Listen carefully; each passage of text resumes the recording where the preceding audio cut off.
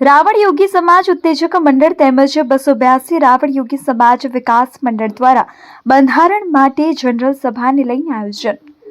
માણસા ખાતે રાવણ યોગી સમાજ ઉત્તેજક મંડળ તેમજ 282 રાવણ યોગી સમાજ વિકાસ મંડળ દ્વારા બંધારણ લઈને આયોજન કરવામાં આવ્યું, જેમાં ગાંધીનગર, માણસા, કલોલ, મહેસાણા, વિસનગર, વિજાપુર, કડી, જોટાણા, પ્રાંતિજ, સોળગોળ સમાજ તેમજ બારગોળ સમાજની હાજરી બંધારણ જનરલ સભાને લઈને આયોજન કરવામાં આવ્યું। બંધારણ માટે 21 મુદ્દાઓ લઈને સમાજની સર્વાનુમતે આવરી લેવામાં આવ્યા, જેમાં સામા પક્ષે જાનમાં ડીજે કે વરઘોડો નહીં લઈ જવો, મામેરામાં વાસણ કે કપડાં લઈ જવા માટે, બાળ લગ્ન, પ્રેમ લગ્ન, ભાગેલું લગ્ન, મૈત્રી કરાર તેમજ શિક્ષણનો વ્યાપ વધારવા જેવા 21 મુદ્દાઓ સમાજના બંધારણમાં સમાજના દરેક તાલુકા પ્રમુખ, મંત્રી, મહામંત્રી, આગેવાનો તેમજ મોટી સંખ્યામાં સમાજના બંધારણમાં ઉપસ્થિત હાજર ભાઈઓ, માતાઓ, બહેનો, વડીલો તેમજ સંતો મહંતોની સર્વાનુમતે આવરી લેવામાં આવ્યા।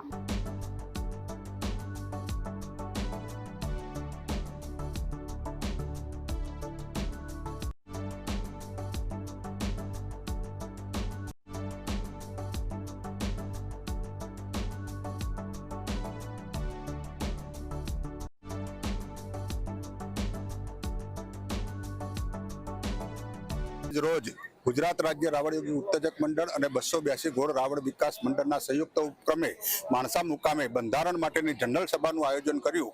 એની અંદર અમે 21 મુદ્દાનું અમલીકરણ અહીંયા સમાજના બંધારણનો 21 મુદ્દા બનાવ્યા છે અને એ માટે આજે અમારા 282 ગોળમાં સોનાનો સૂરજ ઉગ્યો છે અને અમે આ જે મુદ્દાઓ બનાવ્યા છે એ બાળ લગ્નનો મુદ્દો હોય, શિક્ષણનો મુદ્દો હોય, સામાજિક મુદ્દો હોય કે જે આર્થિક મોંઘવારીની અંદર જેને તકલીફ પડે છે એને કોઈ તકલીફ ના પડે, એટલે દરેકને સુચારુ મુદ્દાઓ અમે બનાવ્યા છે, દરેકને પરવડે એવા મુદ્દાઓ બનાવ્યા છે અને એના લીધે સમાજની અમારી પ્રગતિ કરવા માટે અમે જઈ રહ્યા છીએ અને 21 મુદ્દાને આજે મોટી સંખ્યામાં અમારો સમાજ અહીંયા ભેગો થઈ અને એમને બધાએ 2 હાથ ઊંચા કરીને બહાલી આપી છે।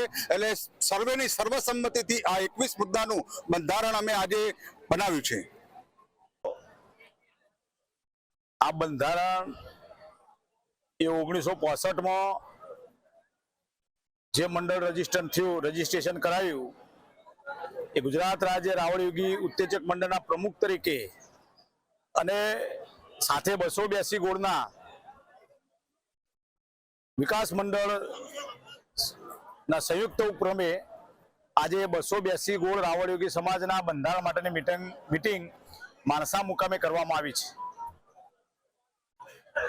અન્ય સમાજ જ્યારે વિકાસ કરતો હોય તો મારો 282 ગોળ પણ વિકાસ કરે એવી ભાવનાથી આજે અમારું બંધારણ જે જૂનું હતું એમાં થોડા ઘણા ફેરફાર કરી અને ઓછા ખર્ચે પ્રસંગ થાય એવા પ્રયત્નો કરવા માટેનું આ બંધારણ બનાવીએ છીએ।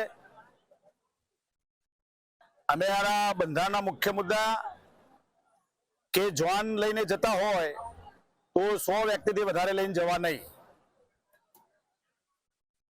બીજી વાત કે ડીજે કે વાજિંત્ર એ દીકરી કે દીકરાના ઘેર પૂરતા મર્યાદિત રાખ્યા છે। જાન લઈને જઈએ ત્યારે ડીજે કે વાજિંત્રો ત્યાં સામે પક્ષે વગાડવાના નથી। એનું કારણ કે સામે પક્ષે આપણે સમય સાચવી શકતા નથી। ડીજે હોય કે વાજિંત્રો હોય એના કારણે લગભગ 2 કલાકનો ટાઈમ બગડતો હોય છે। નાચવા ગાવામાંથી લોકો ઊંચા આવતા નથી અને જે મુહૂર્ત જોડાવ્યા હોય એ ચોઘડિયું સચવાતું નથી। એટલા માટે અમે અમારા ઘેર તમે રાસ ગરબા હોય, તમારો ઘેર વરઘોડો હોય કે ગોત્રીજો હોય એમાં ડીજે માટેને અમે છૂટ આપીએ છીએ। એ જ પ્રમાણે દીકરીના ઘેર એના પોતાના ઘેર એના જે પ્રસંગો હોય એ પ્રસંગોમાં અમે ડીજેની છૂટ આપીશ। જાન લઈને જે વ્યક્તિ જાય એ સામા ગામ ડીજે કે વાજિંત્રો લઈને જવાનું નથી। સામા પક્ષે પણ એવી વ્યવસ્થા કોઈ કરવાની નથી। એ પ્રમાણેનું અમારું બંધારણ બનાવીએ છીએ। બીજી એક વાત, સમાજના સારા નરસા પ્રસંગો એમાં કાપડ પ્રથા, એ કાપડ પ્રથા અમે બંધ કરી છે. તેની જગ્યાએ કવરમાં, બંધ કવરમાં જે પણ તમારે ભેટ આપવી હોય, જે પહેરામણી કરવી હોય એ કરી શકે એવો એક બંધારણમાં અમે ઉમેરો કર્યો છે. દીકરીના મામેરાના પ્રસંગે જે કાપડો લઈને જતા હતા, સામે એમના કુટુંબની જે પહેરામણી કરતા હતા, એ પહેરામણીમાં પણ અમે કાપડ પ્રથા બંધ કરીશ. એમાં પણ બંધ કવરમાં રોકડ વ્યવહાર કરવો અને રોકડ વ્યવહાર કરી અને પ્રસંગ પૂરો કરવો એવી પણ એક જોગવાઈ કરીશ. બીજી મરણ પ્રસંગની વાત, અમારા અત્યાર સુધીના રિવાજ પ્રમાણે 12 દિવસ સુધી મરણ પ્રસંગ નો શોક રાખવામાં આવતો હતો. મરણ પ્રસંગ માટે લોકો બેસતા હતા, પરંતુ આજના આ બંધારણથી ફક્ત 5 દિવસમાં તમામ ક્રિયા પૂરી કરી દેવાની છે એવો પણ એક ઠરાવ કરવામાં આવ્યો છે. સાથે સાથે બેસણું શક્ય હોય તો રવિવારના દિવસે જ રાખવું અને એક જ દિવસે બધા લોકો આવી જાય, જેનાથી જે સરકારી કર્મચારી હોય અથવા તો કોઈ પ્રાઇવેટ કર્મચારી હોય, કોઈ નોકરી કરતો હોય તો રવિવારની રજાના કારણે કોઈ પણ ના ત્યાં આવી જઈ શકે. સમાજના કોઈ પણ પ્રસંગમાં કાપડનો વ્યવહાર કરવાનો નથી એવું પણ એક નક્કી કરવામાં આવ્યું છે. સેજ માટે શું કહેશો? અમારા દેશમાં ફક્ત ચોદીની મોસળી અને મૂર્તિઓ કે જેને બલ્લૈયો કહેવાય એ જ માન્ય છે. વર્ષો જૂનું અમારું વડવાઓનું જે વસ્તુ લાવવાની છે એટલી જ વસ્તુ છે. અમારો ચૈણીઓ જે ફરતો પહેરવાનો એ અગાઉ ઘાઘરો હતો, 5 મીટરનો ઘાઘરો હતો, એ અમે રદ કરીએ છીએ. એ કોઈ પહેરતું નથી. એના કારણે જે વસ્તુ લીધી હોય એ દીકરી પહેરી શકે એના માટે ફરતાની ઘાઘરી અમે દેશમાં મંજૂર કરી છે. 1 સાલનો વધારાનું કંઈ નહીં, જાહેરમાં કોઈ દાગીના મૂકવાના નહીં એવું પણ એક બંધારણમાં જોગવાઈ કરીશ. બાળ લગ્ન માટે શું કહેશો? બાળ લગ્ન ખરેખર ન થવા જોઈએ. ગઈકાલે ગુજરાતના બાળ આયોગના ચેરપર્સન સાથે અમારા કડી તાલુકાના લોર ગામે એક મીટિંગ કરી હતી અને તે વખતે પણ મેં સજેશન કર્યું હતું કે જે સમાજો સમૂહ લગ્ન કરતા હોય ત્યાં બાળ લગ્ન ખરેખર થવા ના જોઈએ. દીકરા કે દીકરી 18 વર્ષની, દીકરો 21 વર્ષનો ન થાય ત્યાં સુધી એને પરણાવવા ન જોઈએ.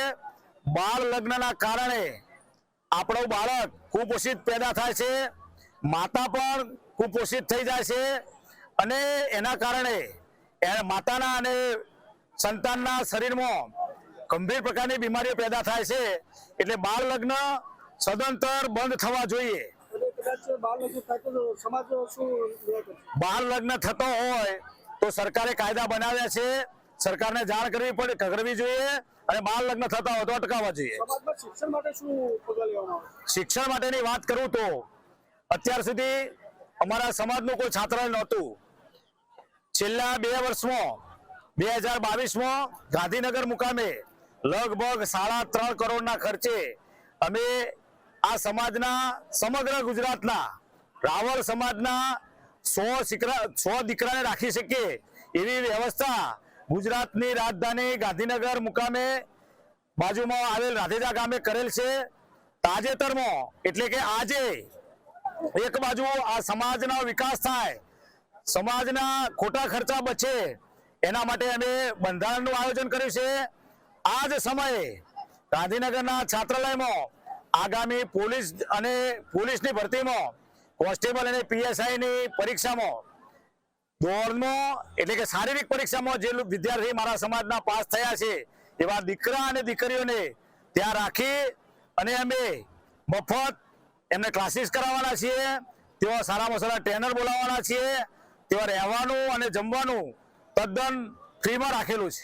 ખાસ કરીને 21 મુદ્દાઓ જે રજૂ કરવામાં આવે સમાજના બંધારણમાં અનિવાર્ય સંદર્ભ કોઈ એનો અનાદર કરે તો કેવા નિયમોથી કાયદાઓનું પાલન કરવામાં આવશે? આ બંધારણના જે નિયમો અમે બનાવ્યા છે એનું કદાચ કોઈ ઉલ્લંઘન કરશે તો જે તે તાલુકામાં અમે અમારા મંડળ ચાલે છે, અમે અમારી ન્યાય સમિતિ પણ બનાવવાના છે। એ મંડળ અથવા તો ન્યાય સમિતિ અમારા ઉપર એટલે કે 282 ગુણના મંડળને કે ઉત્તેજક મંડળના કારોબારીમાં આવો કોઈ પ્રશ્ન આવશે તો એના માટે અમે સખતમાં સખત પગલાં લેવાના છીએ।